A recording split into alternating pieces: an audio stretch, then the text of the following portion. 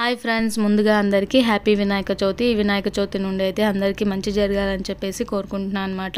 ఇంక మా ఇంట్లో వినాయక చవితిని అయితే సింపుల్గా ఎలా చేసుకున్నాం ఒకసారి చూసేయండి. వీడియో ఎక్కడ స్కిప్ చేయకుండా. ముందుగా చిన్న ముగ్గుతో అయితే స్టార్ట్ చేసేసి ఇంక విగ్రహాన్ని అయితే ప్రతిష్టాపన చేసేసామన్నమాట.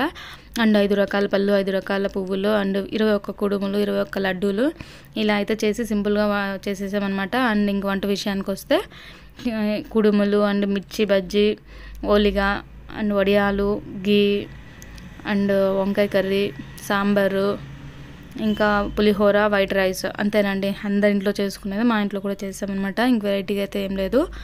అండ్ మీరు వినాయక చవితిని ఎలా ఎంజాయ్ చేశారో ఒకసారి ఈ వీడియోలో అయితే కామెంట్ అయితే చేసేయండి. అండ్ ఇంకా మా సైడ్ వినాయకుడు అయితే చాలా బాగా చేస్తూ ఉన్నారు. అసలు పిల్లలు పెద్దవాళ్ళు అందరూ ఎంజాయ్ చేసే పండగ అనమాట ఇది. ఇంకా మా ఊర్లో ఎలాంటి వినాయకులు అయితే డిఫరెంట్గా అయితే పెట్టేశారు. అవి ఒకసారి ఈ వీడియోలో పిక్స్ అయితే యాడ్ చేశాను, ఎక్కడ స్కిప్ చేయకుండా చూడండి.